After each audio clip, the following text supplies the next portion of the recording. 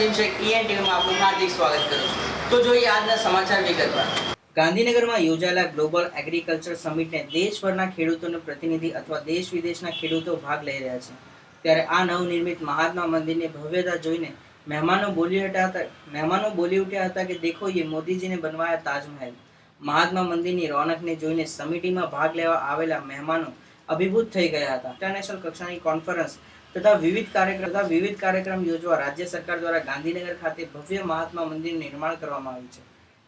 Mount સોલ્ટથી માંડી પુરુષાર્થ park સુધીના 1500 કરોડના પ્રોજેક્ટ હેઠળ વિકસાઈ રહેલા વિસ્તારમાં મહાત્મા મંદિરનો સમાવેશ થાય છે. કરોડોના ખર્ચે તૈયાર થઈ રહેલા મહાત્મા મંદિરમાં છેલ્લા 2 વર્ષથી વિવિધ રાષ્ટ્રીય કક્ષાનું આયોજન કરવામાં આવી રહ્યું છે. સમયથી નાનકડા વિરામ બાદ ફરી મળીએ. चचा, 4 तूफानी छठा करो. माल ही नहीं आया, वो ट्रक फंसा हुआ है ना. अब क्या? अब तूफान आएगा.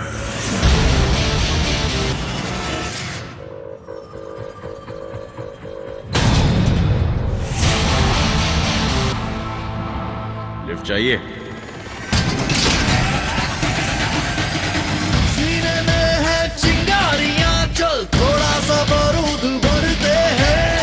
खुद से ही हम हैरान हो, हंगामे वो कर गुजरते हैं. चल आज कुछ तूफानी करते हैं, आज कुछ तूफानी करते हैं. माल आ गया है. 4 तूफानी तो दो.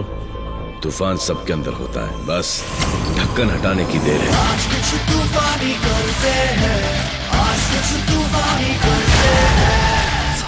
વિરામ બાદ આપ સૌનું સ્વાગત છે. તો જોઈએ આગળના સમાચાર. રાજ્યમાં ગુજરાતી ફિલ્મોની નિર્માણને પ્રોત્સાહન મળે તે માટે સરકાર તરફથી ₹5 લાખની સબસિડી આપવાની 1995માં કેશુભાઈ પટેલની સરકારમાં બનેલી નીતિ સરકારે એકાએક રદ કરી નાખી છે અને હવેથી કોઈ પણ ફિલ્મને સબસિડી નહીં આપવાનો આદેશ જાહેર કરવામાં આવ્યો છે. ગુજરાતી ફિલ્મોની ગુણવત્તા સુધારવાનું કારણ દર્શાવીને સરકાર દ્વારા આ નિર્ણય લેવામાં આવ્યો છે.